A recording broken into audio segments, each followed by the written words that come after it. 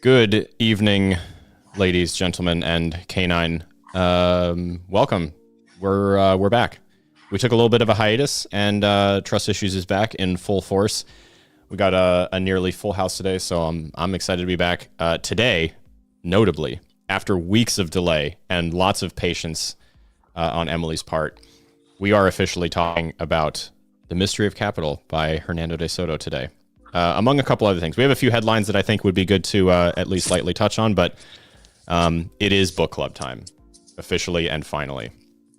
So, Emily, I don't know, I gave a little preview of the book this morning and some of the finer points. Do you want to give a quick little overview? And then, honestly, I'm just going to let you get us started. I think, Lindsay, you should kick it off, but, just for context, Sure. We're on... Yes, that is the book. Mine is the Kindle version. So this book, fascinatingly enough, was actually written in, I believe, 2000 or maybe even 1999, but I think it was 2000. So it's a couple decades old book, which is crazy to me because it rings extremely true for a lot of things that happen today.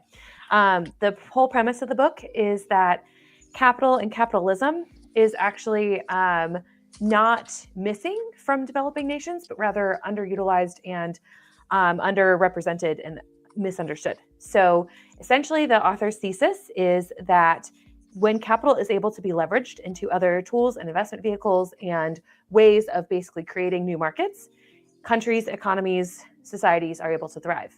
The basis for forming that in Western economies has largely been property and property rights. So property was the initial capital, and upon which people were able to leverage, borrow, all of that, and create basically further, more complicated financial instruments. And that is how we kind of got the system that we have today. And I refer to this book as the Bible, because for me, it is my personal Bible. I think it is an absolutely fascinating look at how economies are created, how they grow, and it a little bit, weirdly enough, maybe believe in capitalism again. So that's actually how I introduced it to Alex when I first talked about it. And he said, "It did what now?" But I think that was a direct quote. Yeah, word for word. Yeah, it was. Yeah, sounds about right. But yes, so it is a really, really, really fascinating look at the foundational layers of economies and how things get built on top of that and why that is important. And I love it. And so it was our first book club. Yay. Thanks for jumping on board, Emily and Alex. Yeah, no, I think I found a couple things really interesting, especially given some of the conversations I've found myself naturally having about why I think any of this tech is still worth something, even after all this time and even after, the current state. I haven't gotten a chance to talk to you guys about this, but this ETH Denver marks the very first time I've seen someone in like a position of well-renowned status inside of the industry publicly on stage address the optics problem. And I thought that was exciting. Oh my God, I love self-awareness.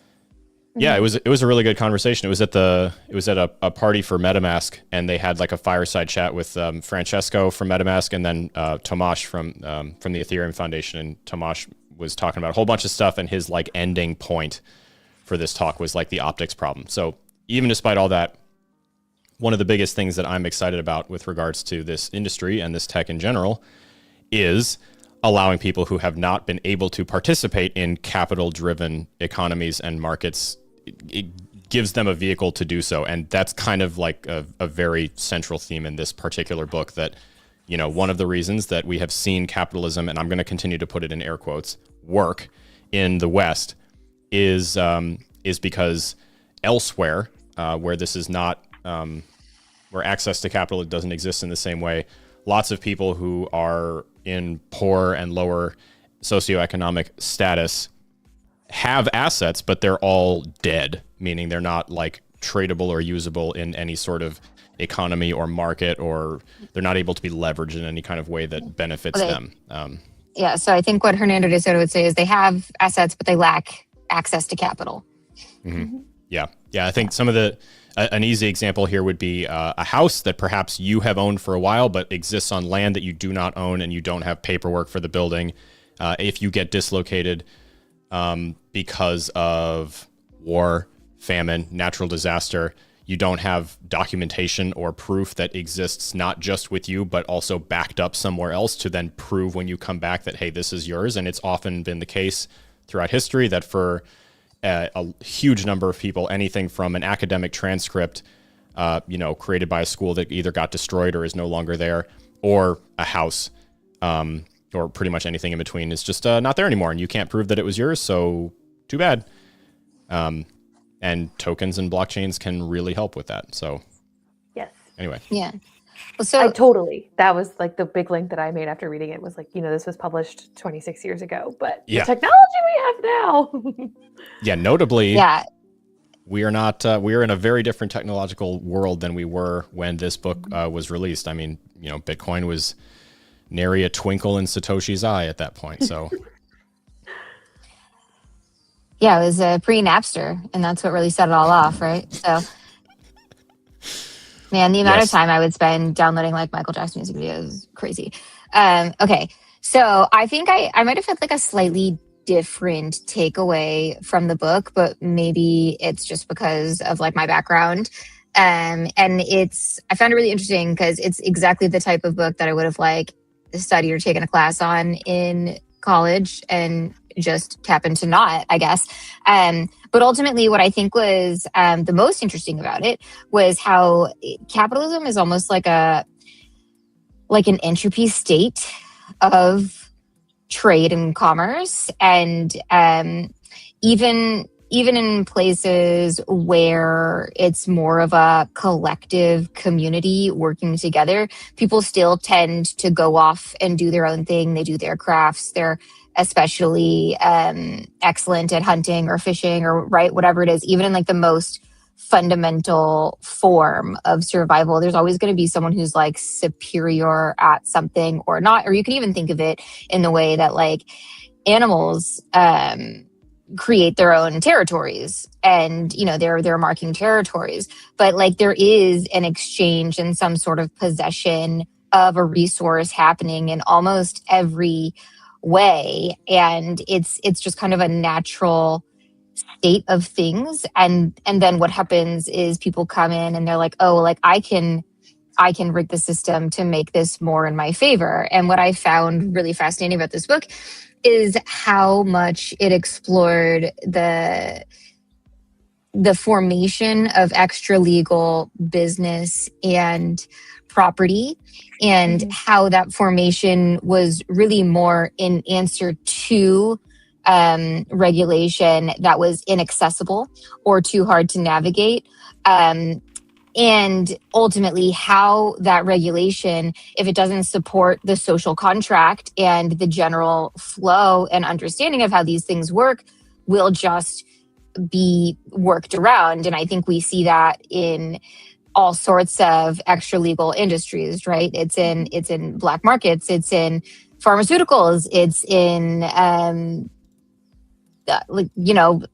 handshake deals, it's in trades, it's in any, cash business. Like this stuff just exists constantly. And the thing is that like a demand exists because the laws that are in place or the structures that are in place are not workable for so many people. And I think that's like largely what this book highlighted. And I thought one of like the most interesting parts of the book was when it was talking about how when a country, has some sort of major government turnover, like when Peru was free of the Spanish, that they go and they try to establish these laws of ownership and to make them function again. But they ultimately get stuck because they don't know how to start, really at like the grassroots level or at the way that people have understood these things to exist and how to turn that into a formal ownership agreement. And like property is, the main subject of the book, but also goes into like businesses a lot. And I think that is a really strong parallel to the crypto industry and how regulation is being formed now, especially because the regulations that are being formed now are not working with the natural state and the natural flow of how things are happening. It's trying to create a tremendous amount of loopholes and barriers to entry. And all it means is that it's going to continue to be an extra legal industry. And the benefit to us as people who are enthusiastic about this is that extra legality is an arbitrage opportunity. You're not wrong. I mean, and you are right too, that obviously in developed economies that have fewer issues with things like recording capital, or in this case, like property rights being the basis of how capital was formed. There is still people who go around those,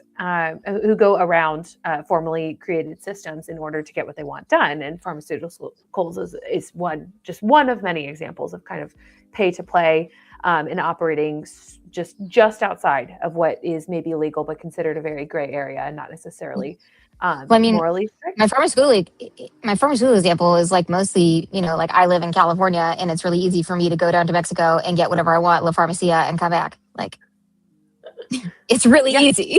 Even a different example of it, of course. But I did find the transition from extra legal to legal to be really fascinating too. And essentially, because extra legal systems operate by their own code of conduct, trying to come in with an authoritarian arm and just completely dismembering them from the jump is not something that works. And I was reflecting back on that as we saw what was happening down in Mexico, actually, in Puerto Vallarta. And essentially the attempt at sort of taking a very harsh stance towards an extra legal system that has been operating and in place in a specific way for a long time, and the utter retaliation that also followed. I will say that's a massively complicated conflict, and it's like impossible to know what the right answers are. So I'm not trying to Monday morning quarterback what happened there by any means. But when we talk about like codes of conduct and how they actually wind up being super important within the law, one of the things about that particular example that I thought was kind of great is that they're pulling people out of cars before they were burning them. Because it was like, hey, this isn't actually about hurting people. It's about proving a point about the system and how the system should operate and what the system should be and who's actually in charge around here. And I do think that the benefit of writing this 25 years ago is that systems were significantly less complicated, and there were fewer ways of sharing arbitrage opportunities, a la the internet. So now it is a significantly more uphill battle to kind of whack-a-mole those out as you're trying to craft one that's more fair. It's ultimately, to me, there was like a few things that really stood out about how, one, like this type of book or economic study is really significant as a learning tool because it's not the type of thing that you really mature away from globally. It's the type of thing where there's always going to be some country with a tremendous extra legal population just because of the way that these things work, right? There's always some turmoil that happens that sends these in a spiral. So I think it's like significant in that way, but ultimately, like I think reading about how all of these different countries have struggled largely just to collect a tax basis on a lot of this activity that's going on, it's in their best interest to come up with a mechanic that works in the natural state of things and to make laws beneficial to people who are already operating in this way and have an understanding. And that's how people are going to comply. And when they get too greedy or overregulated, that's when things really start to turn on them. And I think that even today, that's happening largely now with Mamdani in New York City. And it's been happening in property in San Francisco for decades.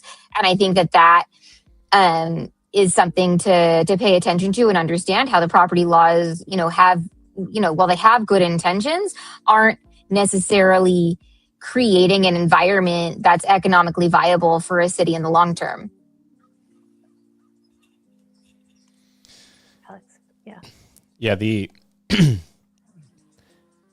I was unfamiliar with the term extra legal until getting into all this kind of stuff. And I thought, obviously for context, one of the assertions here is just that, and actually the easiest way to tie this into the central topic of trust issues as a show, is not just access to capital markets being restricted by, what's the word I want? Like mechanical methods, like, these things literally not existing, but also representation through the legal system in general.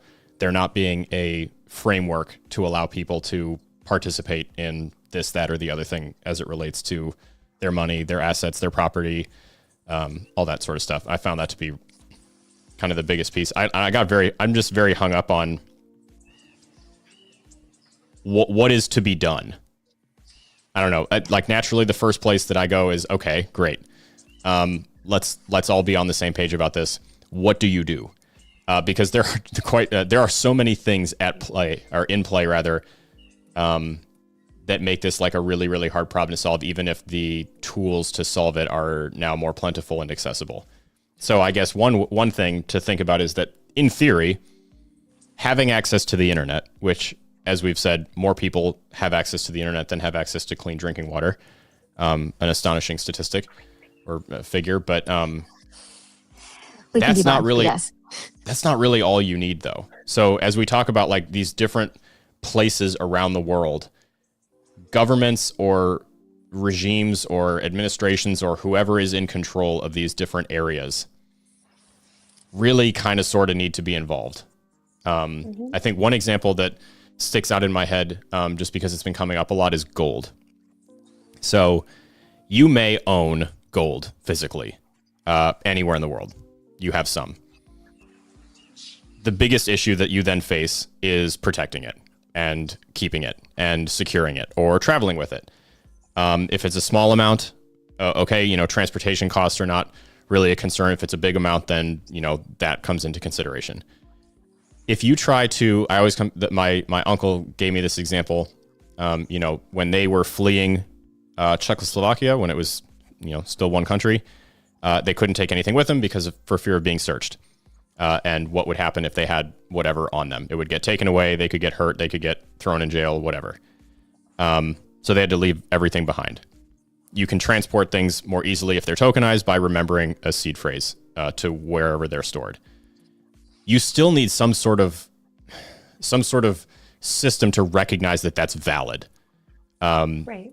Especially if you don't physically possess the thing. So if a central authority owns or holds proof of who owns land or who owns buildings, and you have a token that says otherwise, that you got access to because you have access to the internet and you could participate in a system that created it for you, but there is no legal tie to the thing itself as recognized by your governing body, whoever or whatever that is, it doesn't really matter.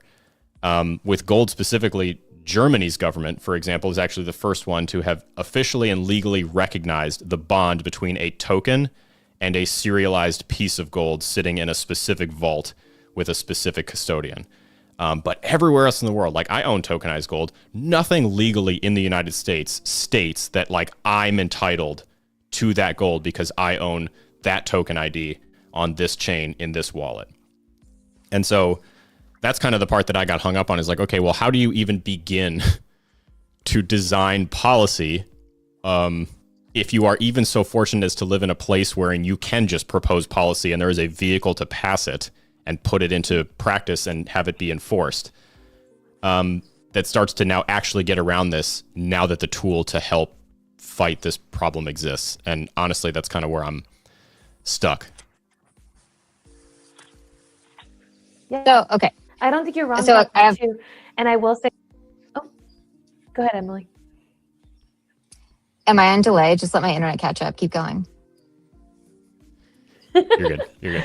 What I was going to say is that is precisely the reason why I kind of fell in love with crypto in the first place. It was just the idea of decentralized data storage and putting things on a blockchain or a ledger, and basically and essentially redoing data systems so that we could all come to some sort of tacit agreement about what was real and what wasn't. But like Alex, like I think the kind of issue that I'm having with what you're saying is just that it's a little bit like too meta. As in, we all have to decide what we believe in at some point and just stick with it. And I do think that that's a challenge, especially when we live in a society where truth is often very difficult to convince people of, even when it should be very obvious. But I do want to point out that in order to make any progress forward, you basically have to accept some things as foundational and just assume that enough people are going to believe in those foundational principles to be able to actually operate and accomplish things. And that is, we fortunately, at least kind of right now, live in a country where that's possible-ish. Not as much as I'd like it to be, but I think about, other governments in other places, and it's significantly worse. And then there's obviously places that are better. But I think that there are like some sort of core principles, just having a society where we all like actually agree on certain things that are an underlying given for me. If you're operating in a society and can't agree on certain things, then there's kind of no point in crafting policy and legislation because it's not going to go anywhere, which is dangerously where we're headed. But that's a separate issue. I think that's fair. And I guess that's kind of like where I've arrived, because, on one hand, if just by yourself, through your own desire, you have, joined this sort of like online on-chain system community in a place where that's necessary in anything that we're talking about now, you can just kind of do it.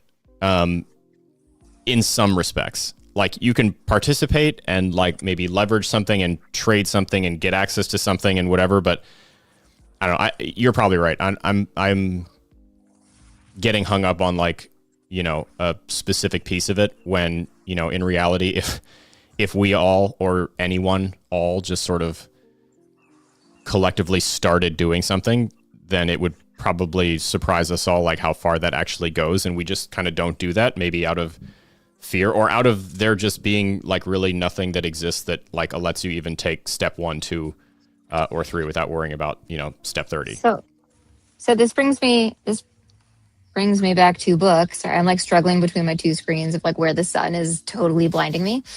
It brings me back to book, right? Because the entire concept of the book is like, how do you capture the money traveling through the extralegal sector in order to turn it into capital, right? And we have a decentralized system for this now, and that decentralized system for this is crypto.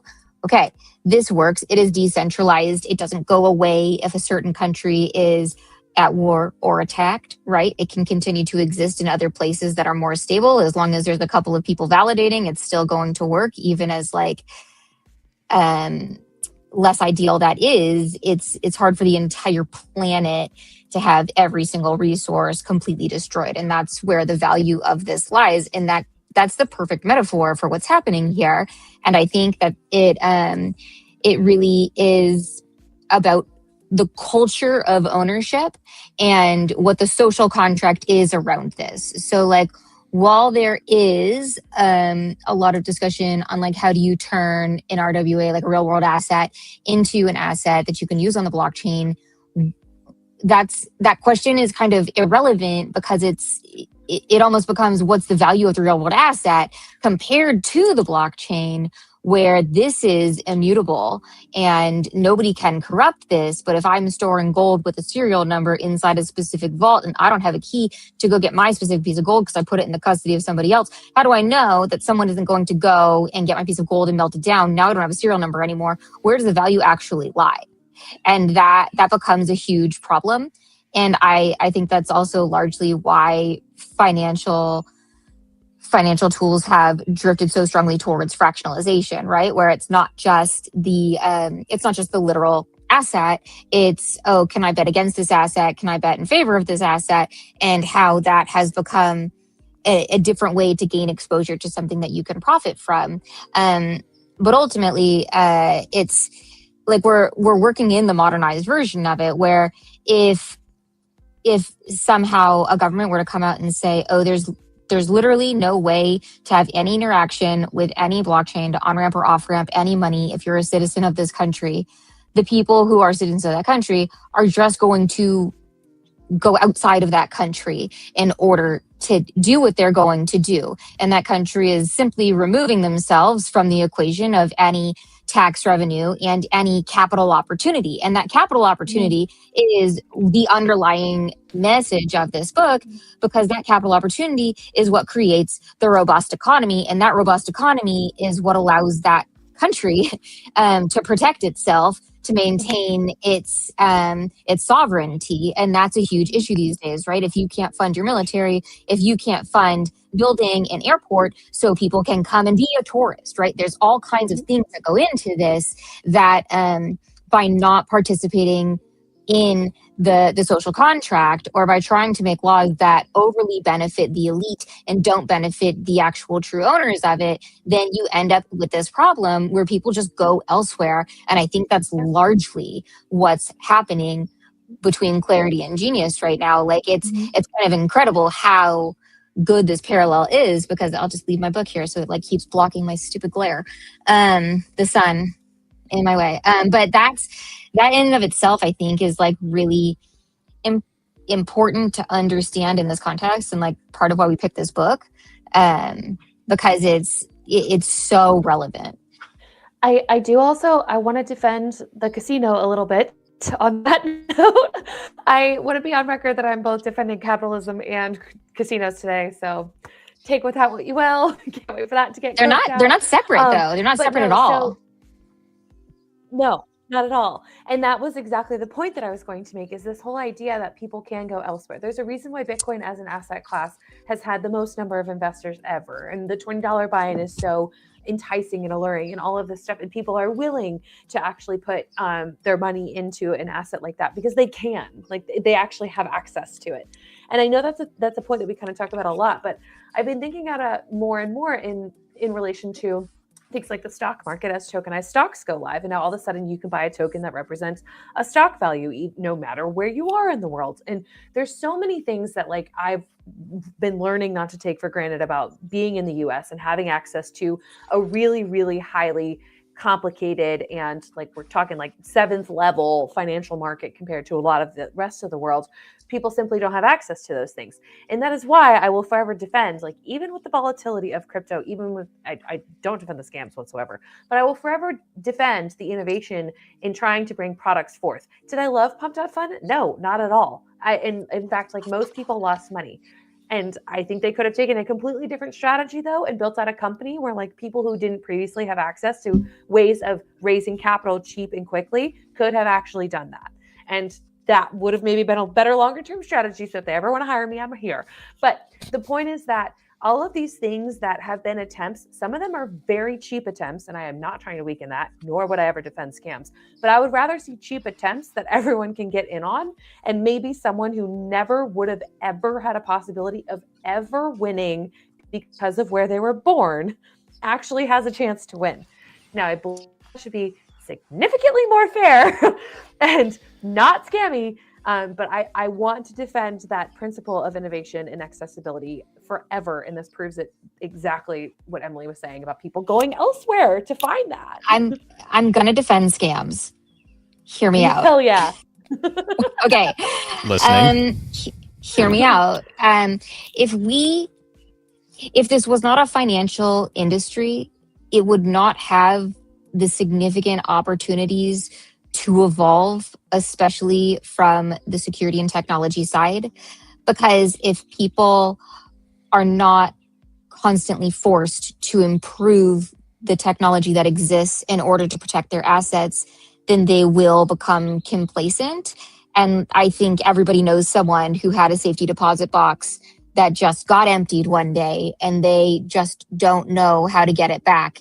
And sometimes your state has a function for that, but frequently what happens is the items are not preserved and whatever's in there is just liquidated, and you have no control over that. And that is a huge differentiator, right? Because that's kind of like what people would default to.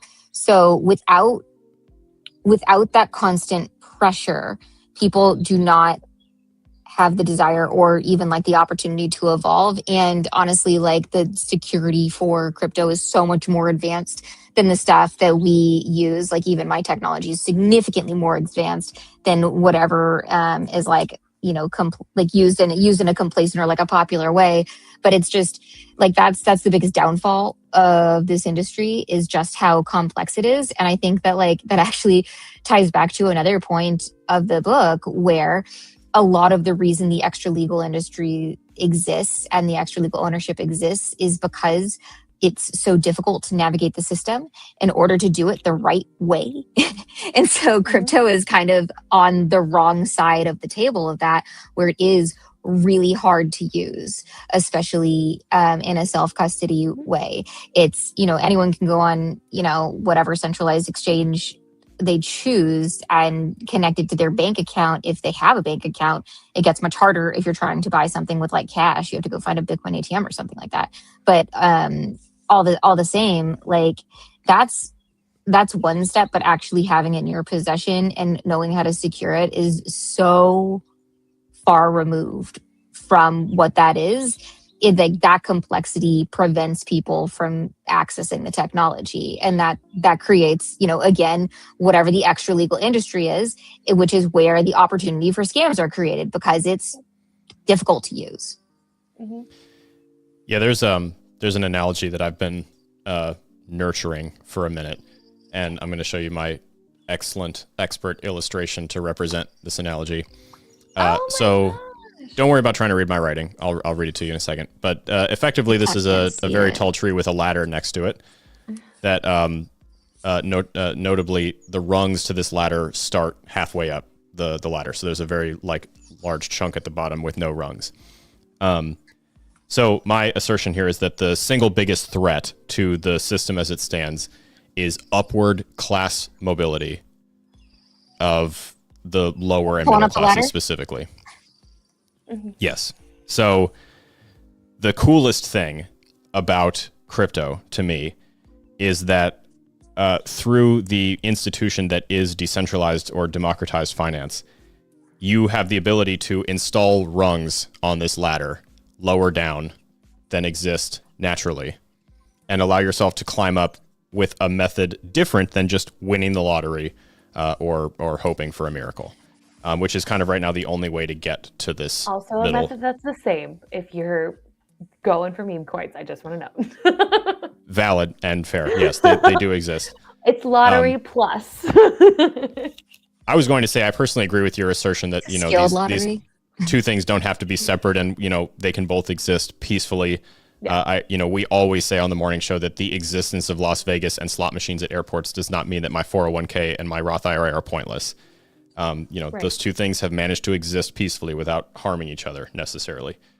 But I think, as we look at people who are stuck in not just socioeconomic status, but also in location, physical location, like you said, Lindsay, because of where you're born,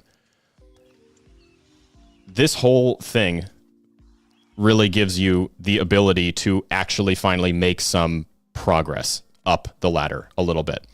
And so if you are a victim of circumstance wherein you exist somewhere through no fault of your own, it's where you were born, it's where your family has been, where your grandparents have been, where your great-grandparents were, whatever, you're there. You can't literally just walk down the street, go get a better paying job, save up more money, buy a bigger house, get a plane ticket and leave. It just doesn't exist. It doesn't work that way.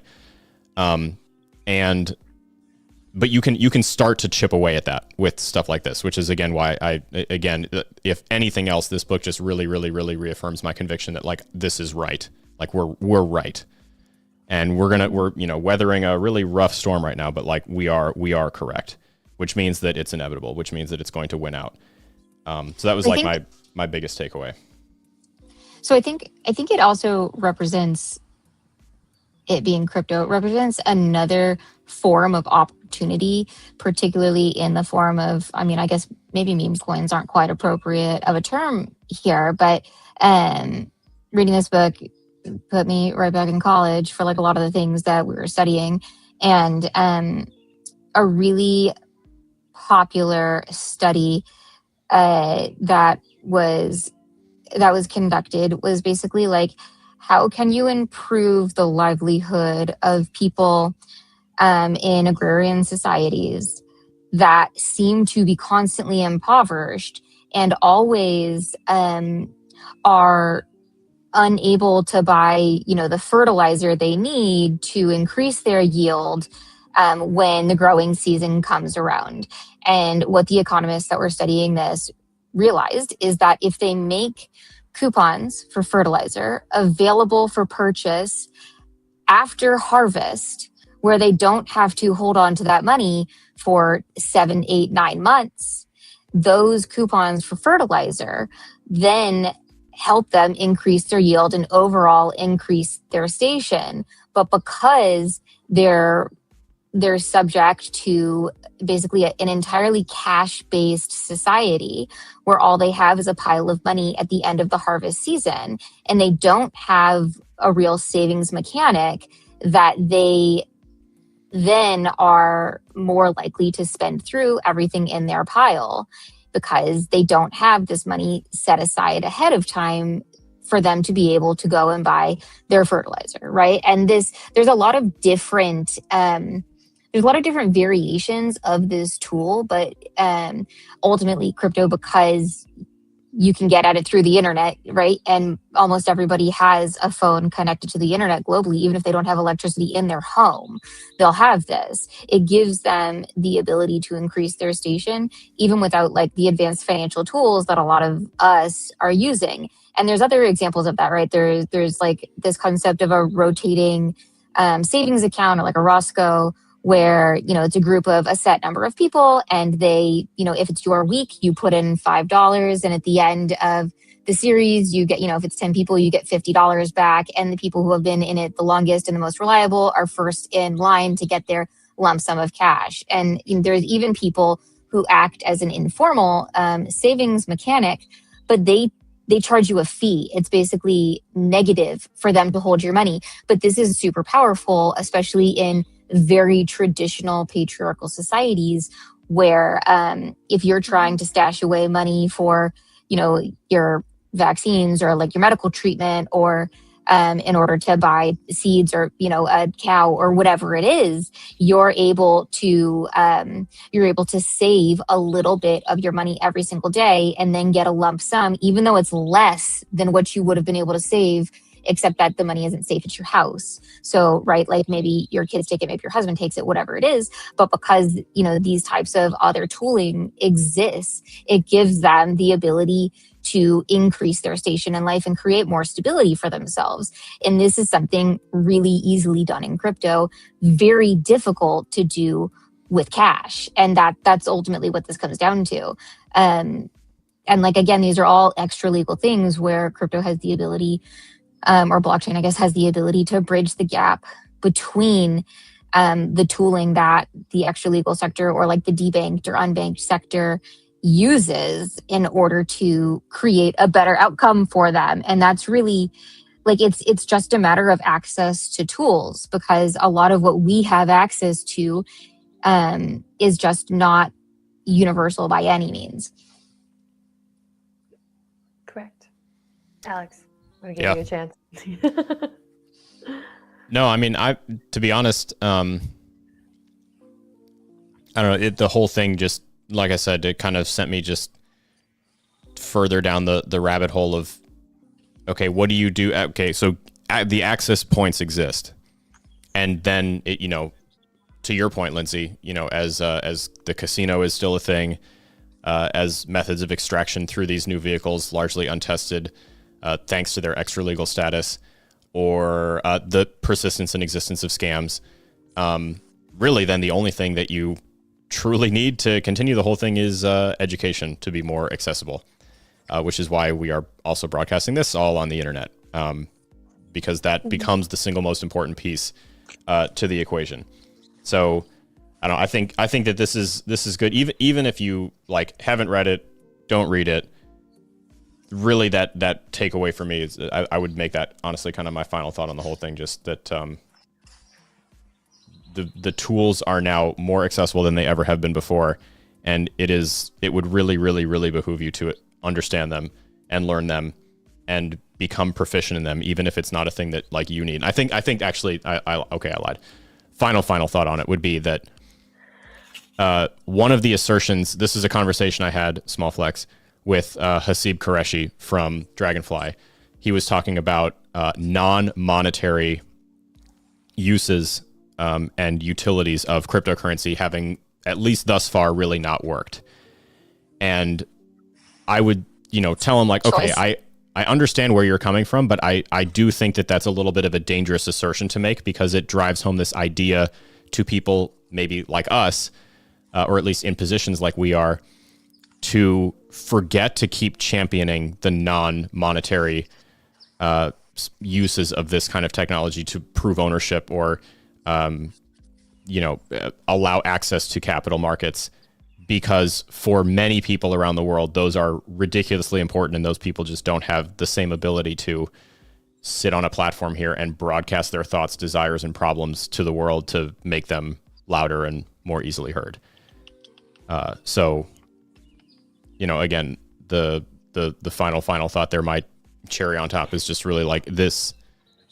We have to not lose sight of all of the other stuff that is implied by the existence of this tech, even if we are like frustrated that price action of a handful of our favorite tokens is down right now. Like Ethereum still works. These things still work. Like, the job is still being done. If someone's deed is, on chain, it's still there, even if ETH is cheaper than it was 6 months ago. That kind of thing. So I think it's easy to get short-sighted when you're really only looking at it as like a leapfrog, mechanic to skip up the rungs. But, for someone else, that's the matter of life or death, or something they've never been able to access or use or prove before. So, I know I'm the odd man out on this one, but like the fiduciary case of crypto has always been very obvious, especially, if you're standing in Bitcoin land looking outwards. But when it comes to all the rest of crypto, really, that's out there, it's so much, to me, it's so much more about like an immutable ledger and a shared software source and a way to store very key information and individual profiles and permissions about individuals. And like this, I think that ultimately holds significant more value, and that as the underlying value source of crypto, that isn't, Bitcoin, where the value is because it costs real machinery and real energy to mine. That's what creates the intrinsic value of the token itself. But it's because people are using it to store this information and then to later access or modify this information, and that becomes, this simplified software record. Because if you really think about how far we've come in programs and software, like I think the original Super Mario Brothers was like it was like a 64, maybe it was like 40, it was like 40 something megs of data. Like it's nothing. It's like such a microscopic amount of data. And this is a game that we like played and enjoyed for many, many hours.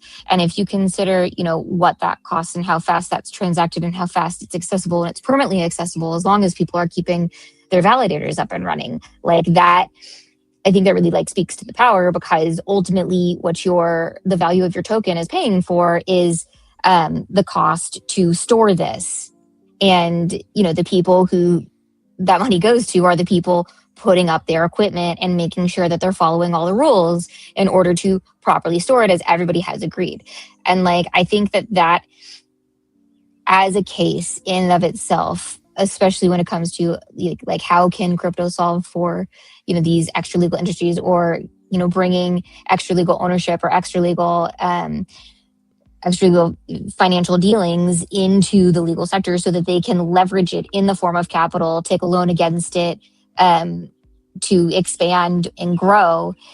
All of that is really driven more by the fact that the data and the money are tied into a single transaction, and they're not able to be separated. Yeah, I want to walk back, because I think you covered a lot of this, but I want to walk through the overarching thesis of the book and start, because you just made further points on what that is. But essentially, the book is saying, for people who joined late, whatever, is that capital, first of all, is not just an assessment of straight value. It is not the cost of the bricks and the windows and the tiles that built a building. It is actually the cost of what we associate that building being worth. And the whole point of capital is to be able to utilize that worth that we all agree that a thing, an asset has, in ways to get back out into the economy. So it's not about a building sitting still. It's about a commercial building being utilized for rent, for businesses, whatever, for growth, but then also the value of the building itself to be able to be fractionally owned or leveraged in debt or done a whole bunch of other things with to build a credit score, whatever it might be. So the value isn't within the inherent asset. The value is in what you can do with the value of that asset. So that is what De Soto's main argument is that when you can actually take an asset and be able to utilize and leverage the value that that asset that is assigned, then you have a complex financial system that allows for much faster growth and better development across the board of many different metrics, but mainly economic development and growth. Now, his fundamental argument is that the West was able to do this through property rights, which is why I use the example of the building. People were able to take the values of their properties, leverage that into a whole bunch of other different complex financial instruments, therefore growing the economy from the earliest times that we had property rights actually put into law, which was in the 1800s. One of his main points is that if you don't do that step of putting things into law, people will find other ways to be able to utilize, access, and control value in some way. That is what's called the extralegal system. Like we talked about with ROSCAs, like short-term microfinancing, even like payday lending. There's a whole bunch of other different kind of things, like just community decisions on how value is created that wind up happening. The issue with those systems is that they're highly limited. You can't get to seventh level economic complexity with that. You can maybe get 1 or 2 levels up of actually accessing and using that value. The reason why we chose this for book club is because crypto allows people who have community systems of value to actually find ways to put those on that can be translated out of just the community rights and ways of understanding things into the broader world to be able to continue to access and use that capital that was there in the first place, which is what excited all of us. And what is, I want to go back to it because I think it's the coolest thing. This book was published 25 years ago. If you're in crypto and you read through it and immediately remember why this shit matters. Exactly on time. And to point, it's not necessarily the access to that matters, but it's the access to that record and that data in ways that people can understand, trade, and use to actually further that. And that is, again, why I got into blockchain in the first place, because it's the systems that underlie these things that actually allow them to be useful. And that is the book. Ta-da! Yeah, I think like also, understanding in general, like what the chapters, this book only has 7 chapters in it. And like that, one of which is a conclusion. So like, I think understanding like, what these chapters are really getting at also helps you piece it together.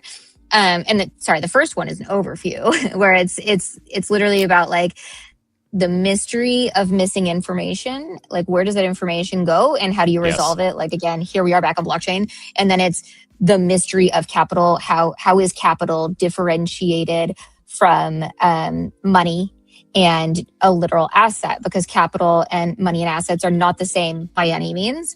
And then the mystery of political awareness, which is, are they making laws that fuel the extra legal industry, or are they working in step with the industries to accelerate this?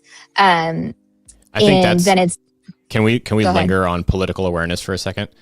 So, sure.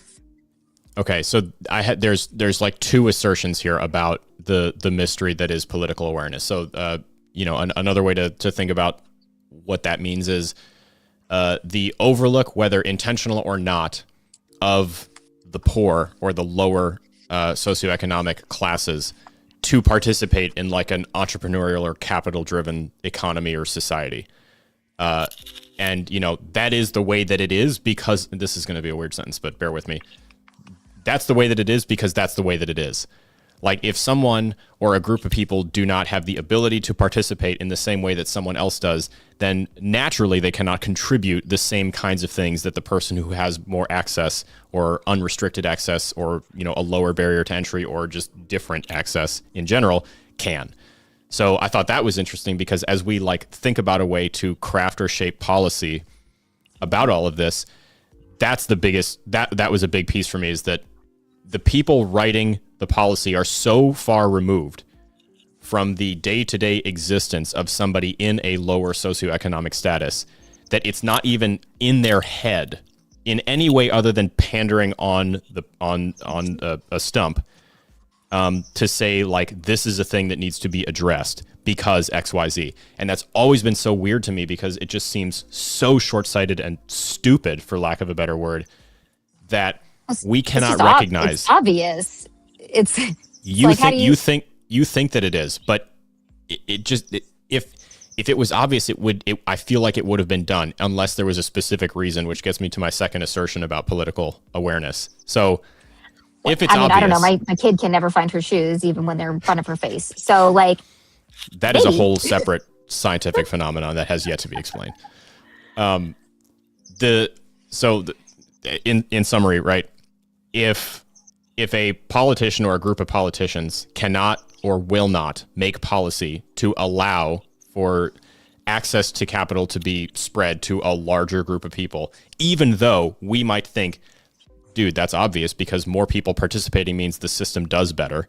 If you have the ability to put more things into the market as capital, I mean, the estimated figure on how much wealth or how much money is existing in dead capital status, it's trillions upon trillions of dollars. Like, why would you not want that participating? That feels like it would be better for everyone, including the elite. Which I guess that really just stumped me about this like concept of political awareness. Like either it's intentional because we are specifically making enough money to be ludicrously wealthy by ourselves at the expense of all of these people not being able to participate, or we are just simply too stupid to realize that would be better for everybody. So what I think is really worth pointing out from the book as well is that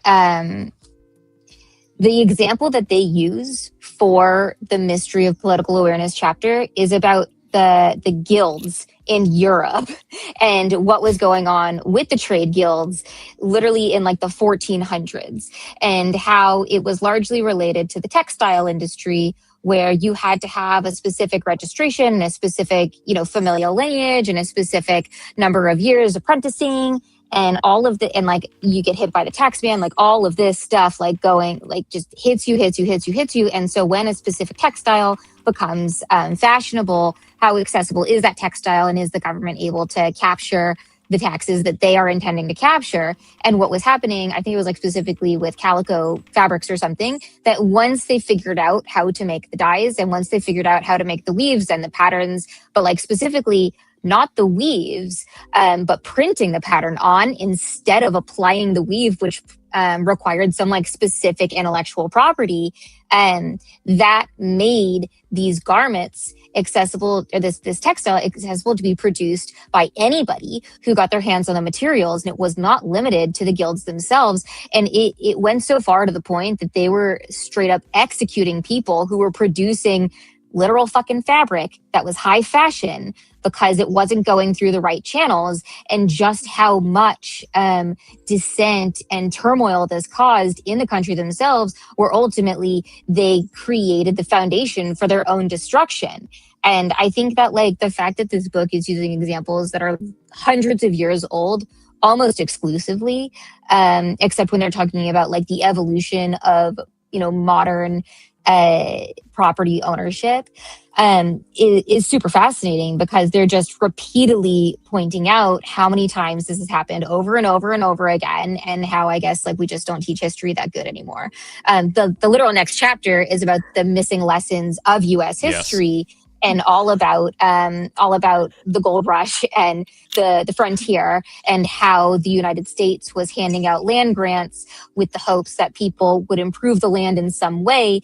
And all of the dissent between, you know, how a state was doing it, or I guess like a colony was doing it, and then how it became different when it was in the laws, and like, oh, this bro was doing it because there's a ravine over here, and then he got sliced this direction, and somebody else just drew a fucking circle in the middle of their land. And how do you settle between these things and keep everybody happy? But yeah, like it's just super fascinating to me. And then like the last chapter is the mystery of legal failure. So like it's all incredibly relevant, even though they're talking about things that happened 600 years ago. So like it's absolutely fascinating how many times we just keep doing the same fucking thing, and people absolutely refuse to just open a book. That's hard. It's hard to open a book. I know, like hardest thing I did all day. The most aggressive note that I took was about the gap in like U.S. history specifically, the very next chapter here, because the first thing that I thought of was I think the claim and main assertion here is like squatters' rights as an example, and where that started and like why that came into being necessary, and like what the origin of that whole thing was, and you know, studying the history of like who was considered a squatter and where were they and why were they there, and you know, what happened as a result of it and all this stuff, and how has it evolved now to the way that you might think about it if you think that squatters' rights as a concept really only came about in the last, you know, couple decades as a thing. Because like personally, I've had very close personal experience to an instance wherein that policy was abused. When I lived in Detroit, my neighbor, without getting into all the details, my neighbor invited some people who he knew from childhood to stay with him. They were there for a long time, a couple months together. They were getting mail addressed there. They started basically kind of like sneak moving in. He worked a lot. He was gone a lot. One day he came back, locks were changed. They had, effectively moved in, and, you know, police were called and there was nothing to be done. And without debating that specific thing or getting into it, ended up getting him out because he knew enough people to where they just broke into their own house and forcibly removed them, and no one stopped them from doing that. So it resolved with a crowbar. But I would just like to point out that this is when the law is no longer keeping up with the social contract, and someone has to take an extra legal measure into their hands to correct it. And as long as the law is not supporting this, the law is losing when they could be winning. Like it's the whole thing is just like, it's just there is no counter example for any of this. There is no singular case where this is ever proven wrong. Because I think we have to point out, when they're talking about the missing lessons of U.S. history, they're talking about what a squatter was originally doing. And the reason they granted the property rights to the squatters is because they had granted the property rights to someone who had filed for it. And the entire point of granting the property rights to them was so that they make improvements. And so the squatters are the people that showed up to a piece of land that looked uninhibited and decided that they could probably get it also. But because it was pre-registered, they're considered a squatter on that land, even though they built a house and started farming it and, you know, built a road and built wells, like all of the stuff that the original person was supposed to do. They effectively are taking away the rights from the person who didn't hold up their end of the contract and giving it to the person who's doing the things that they wanted them to do. And it's so bastardized now of like what that becomes. 100%. Yeah. There's a tremendous amount of history there that I think the overwhelming majority of people are just completely unaware of. To be very honest with you, before spending more time because of this, learning about it, I only knew like, you know, a nutshell of the entire thing, that this, you know, that it was like old and based on the idea of improving land that you existed on and then being given rights to that land because of what you had done to it, to be able to continue to do those things to it, not stealing your friend's house because you had enough postcards addressed to the building while you were staying there, and qualified for some ridiculous, law still on the books in certain cities. You Airbnb'd out your bachelor pad and forgot to take the mailbox down, and then all of a sudden someone's getting mail there. Well, you know what's funny is that every now and then someone who stays in one of the Airbnbs out here will like ask like, hey, is it okay to get Amazon like addressed to the house? And it always sends me back to my neighbor and his situation. And it always makes me be like, no, you absolutely not. I know what you're trying to do. I'm wise to your ways. Yeah. Ship it to my house. I'll bring it over. Exactly. Yeah. Send it to the PO box and I'll bring it there. Yeah, send it to our office. Yeah, I think crazy. Unless Lindsay, you had any thoughts specifically about the U.S. history lessons there, I did have another note about the final chapter. I guess pre-conclusion. Go for it. I love the squatter stories. Fascinating, but I think we can, we've said it. Yeah. Yeah, it literally was just, like after a week of whatever, and him being primarily concerned, and oh my God, they destroyed this house. They pulled up the carpet, like pulled wires out of the walls. Like, Alex, focus. Sorry. It was just so wild. Yeah, it was so wild. Make a TikTok about it. It's a great story. It'll be your most viral TikTok. The final one being legal failures. Okay. This one, similar to political awareness, kind of stumps me. I think they're kind of related. I guess, although one is more of a concept and a phenomenon, the other is like more specific. But the question that I posed to myself and in my notes that perhaps we could talk about is kind of what I alluded to earlier, which is why. Hang on, how did I write it? Okay, I wrote, this seems insanely counterproductive because more capital coming into an economy or a market seems like it would also benefit the elites. And expand. So that's my assertion, that it's stupid and counterproductive and short-sighted to gatekeep a massive swath of the population out when the tools, especially now, exist to make that onboard easier and lower lift and cheaper than ever before.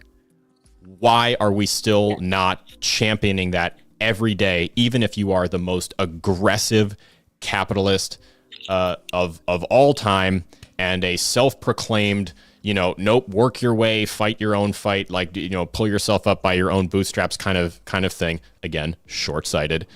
I'll tell you why. Why is that not a thing? Yes, please. Okay, it's racism. Okay, yeah, I have that as a note, yes. No, but like literally, specific discrimination. Yes. No, that's the answer. It's non-specific, though. I think it's more so people thinking that folks in developing countries are incapable. Like I don't think. I think it can be obviously overt and very conscious, but I think it's often a very subconscious. Like it's the same thing as when you see all of the historical artifacts being returned to museums, and they're like, "Oh, but the people there can't protect them." And it's like, "Oh, but they can't." Like, but there's there's a capacity argument that people think that they can make, which is silly. That's the assertion of the mystery of political awareness, though. Exactly that. This like this underestimation of that class's ability to participate meaningfully. And I guess I have to run. But there is something that I highlighted in the book, and I'm going to point it out, and then you guys keep talking. There's a passage in the book about how the property of the individual is respected more than the property of the government, where if a country is taken over, conquered, whatever, the property laws remain in place, even though the government itself lost their property. And I found that super fascinating, especially in terms of stolen artifacts, like everything in the British Museum, and how those things have maintained in their possession because of where they were collected from. Because these artifacts are considered private property. They're not considered property of, the crown or whatever. And I found that super fascinating. Okay, bye. Yeah. Well I have said. To run too. Okay, no worries. Let's do you have a couple minutes left just to wrap this up and land the plane? Nope. Sure don't. Literally not. Okay. In that case, rapid fire final thought, and then I will do the plane landing. Okay. Thank you for landing the plane. Of course. Rapid fire final thought is that everyone should go read this book because it is fundamentally transformed not only why I care about crypto, but why I care about systems. And I think, honestly, the fact that it's 25 years old, I think it'll be relevant in another 75 years. Oh, I did also want to throw out a stat really quick that 84% of the world lives in quote unquote developing countries. So when you say the size of the opportunity is there, it's oh my God, magnitudes of opportunity. So yes, if you can't go read the book, go do some research or find a YouTube video or watch this again so you get the gist of the book. But it's so good. And it is literally my Bible. It's the Bible, King Lindsay's version. Yeah. Okay, well, bye. Thank you for the suggestions, and we'll see you soon. Yes, land the plane. Bye. I got it. Okay. Yeah, honestly, there was a couple of final thoughts that I had as we wind it down here. So first of all, I would echo everything that both Lindsay and Emily said. This was really interesting. To be very honest, even if what you do is like read the Cliff Notes and kind of get a general idea, and to be very honest, we pretty much covered the entire thing. It's not very long, and it is infinitely fascinating, especially when you remember that this was written before all of this stuff existed, and like how it almost feels like it was created for what we're doing. So just to recap, because there's a lot of words as we kind of wound this down. The book effectively asserts that there are these 5 mysteries. Mystery 1 being the missing information mystery. Vast informal assets exist, but these things are dead capital. They are not documented properly. They are invisible to formal economies and regulated markets, markets with optics. Number 2 would be the nature of capital. Capital is an abstract potential, like the ability to get electricity from water. Not present in and of itself as you look at water in a glass, but the potential there exists, as one analogy. So the ability to look at something that exists and extrapolate from its existence, its potential to create more and more and more value being used in different ways. Next being political awareness, like we just talked about. So, leaders overlooking lower socioeconomic status classes' ability to participate meaningfully in an entrepreneurial system or the savings potential. And like I said, it just seems so stupid to me that we won't recognize that or can't recognize it or don't recognize it. I accept the reasons of classism and racism and other discrimination. So followed again by then U.S. history, specifically history lesson gaps. The squatters' rights is a great example there. The one that they use. So, old homesteading laws, the ability to enable wealth creation by giving people a method to become more by working, and to let that materialize and realize in legitimate wealth creation. And then finally, legal failure. Overly complicated, unnecessarily exclusionary laws and policies that exclude people, specifically poor individuals, from creating wealth, from participating in a system. So that's kind of the whole thing. That is why I am just so all over this whole DeFi thing, because, like I said, the rungs of the ladder start halfway up. DeFi, democratized finance, fair fi, wants to install those rungs lower down.